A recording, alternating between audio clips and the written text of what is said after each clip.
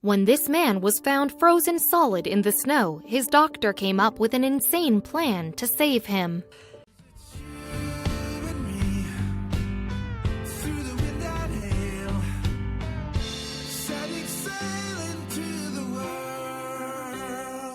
But before we start, please take a moment to give this video a like, subscribe, and hit the bell so you'll never miss these great stories.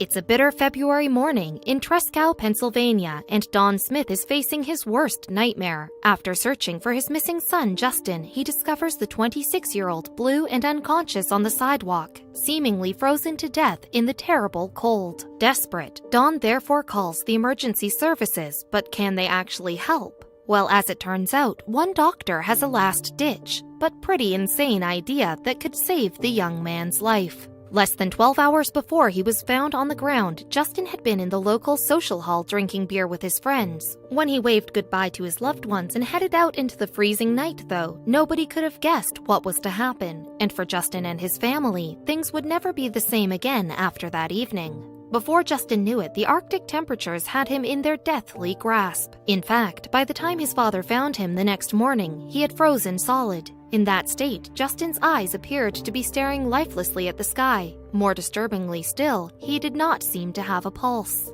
So, while praying for a miracle, Don clutched his son's body as he waited for the emergency services to arrive. Then, when it was determined that nothing could be done for the young man, the coroner was called. But because Justin was so cold, he could not actually be declared legally dead. And as he began to warm up, something incredible happened, a medical marvel that stunned the world. Prior to that fateful night, Justin had been a typical 26-year-old living in a small Pennsylvanian town. By his own admission, he liked a drink or two, but he wasn't adverse to taking risks either. Yet, Justin did have responsibilities, and he was also studying for a psychology degree at Pennsylvania State University. In his spare time, meanwhile, he enjoyed playing golf and cheering on the Philadelphia Phillies. And at first, the evening of February 20th, 2015 began much like many others.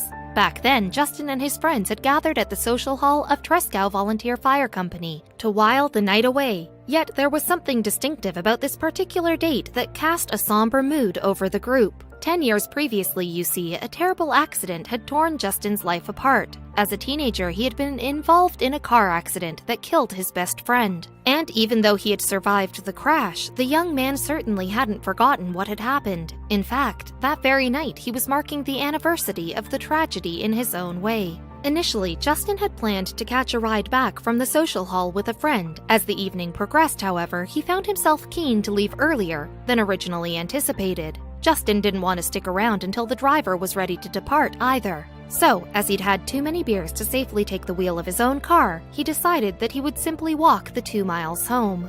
Apparently, the route was one that Justin had tackled many times before. On this night, though, he was ill-equipped for the freezing conditions, being dressed only in sneakers, a hoodie, and jeans. Nevertheless, the 26-year-old began the trek home on a night that he would later discover had been the coldest of that year. So, at around 9:30 p.m., Justin left his friends at the bar. Then, after he had been walking for just a mile, disaster struck. Although exactly what happened is unclear, doctors believed that Justin slipped on the snowbank and knocked his head.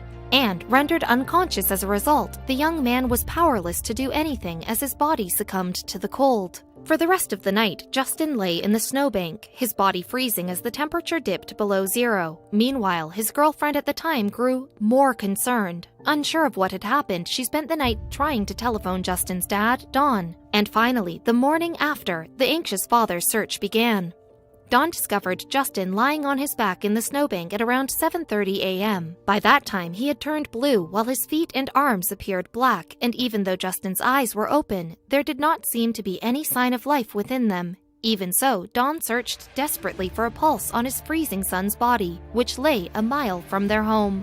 I held him and sobbed, "Justin, don't leave me," Don later told the Lehigh Valley Health Network. Then I called his mother and told her, "Justin's dead." And when members of the emergency services arrived on the scene, they reached the same conclusion, as they couldn't find any trace of a pulse on Justin either. Certain that Justin had passed away, the paramedics therefore placed a sheet over his body and contacted the appropriate authorities. And according to Dr. Gerald Coleman from Lehigh Valley Hospital in nearby Hazleton, the situation looked bleak. The coroner was on the scene. A 2016 WPMT report quoted Coleman as saying, "The state police were on the scene. They were doing essentially a death investigation."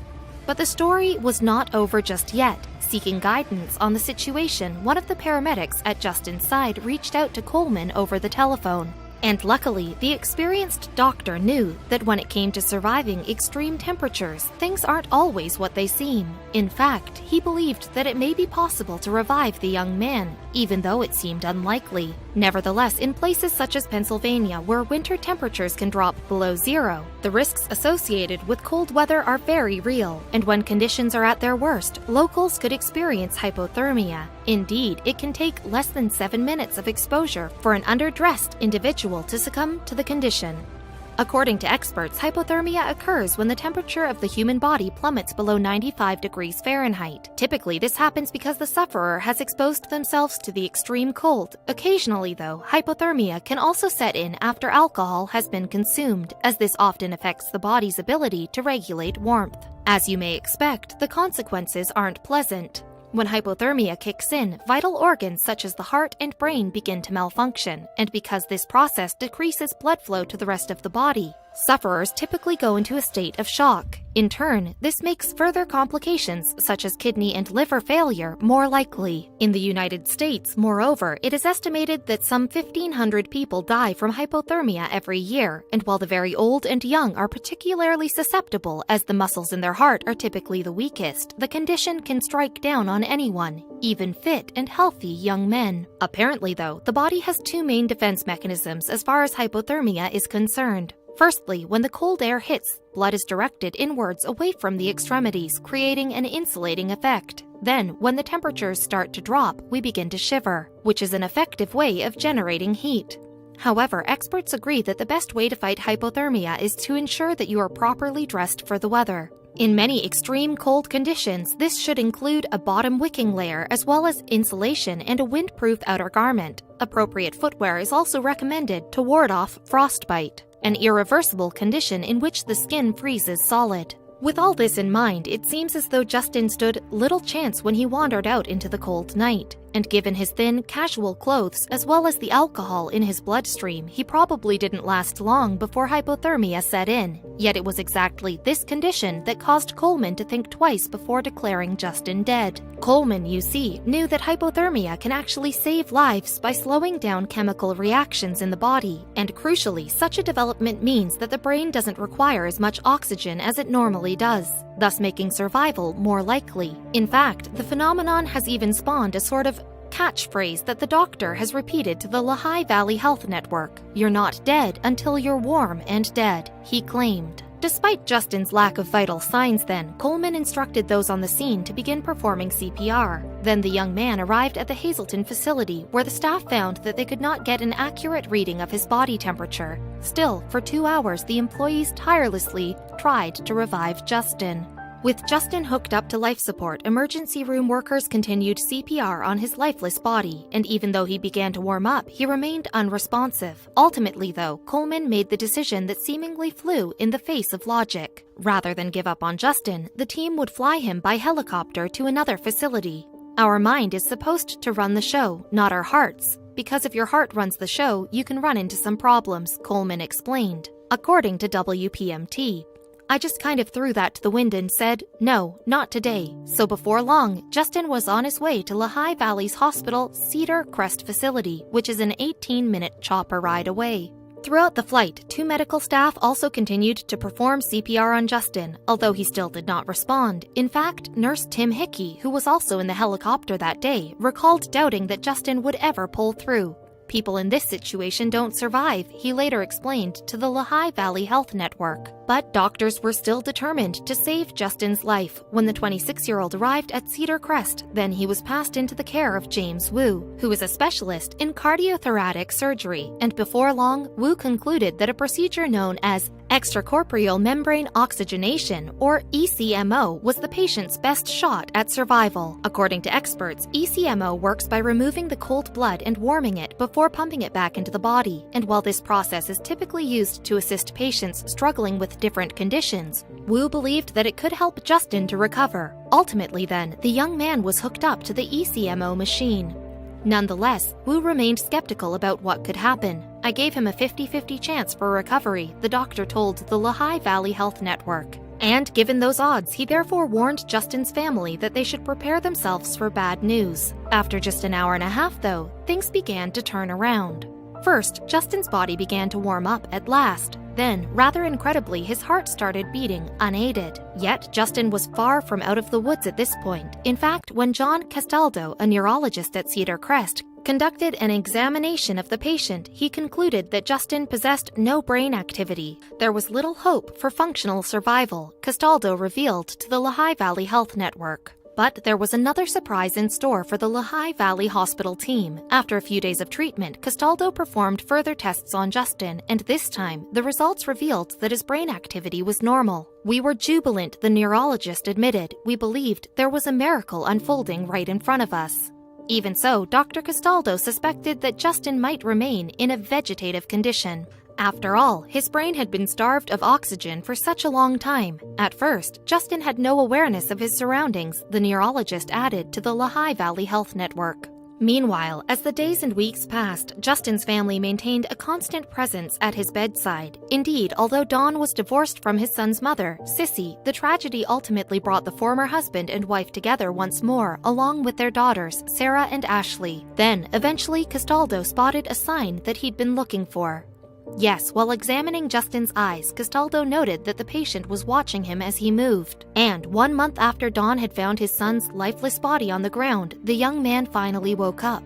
Miraculously, he had survived. Yet, while Justin was conscious, the road to recovery was long. Owing to the frostbite that Justin had experienced, for example, doctors had to amputate all of his toes as well as his little fingers on both hands. Justin's body didn't work in the way that it had before either. "It was really hard," he told the BBC in 2018. "My muscles were frozen. I had to relearn the basics, how to tie my shoes and brush my teeth." Justin soon realized that he was different on the inside as well. "My brain was also affected, while my memories slowly came back. At first I couldn't remember anything from the previous few years," he told the BBC. In fact, to this day he struggles to recall any details about the incident that almost claimed his life. For the 3 months that followed, Justin focused on recovery, moving during that period from Cedar Crest to Good Shepherd Rehabilitation Hospital in Allentown, PA, and eventually he began to return to his old self. After a while, he even learned how to play golf again. He also continued his degree at Penn State through online learning. Then, 1 year later, Justin returned to Lehigh Valley Hospital to touchingly thank the people who gave him his life back. "I'm just grateful," he announced to reporters as he embraced the nurses and doctors who never gave up. "I'm proof of what can happen when great people work together." Meanwhile, Coleman believes that he has learned a valuable lesson through his patient's miraculous recovery. "This case has taught me that sometimes you have to go with your gut," he explained, "even when all logic demands otherwise."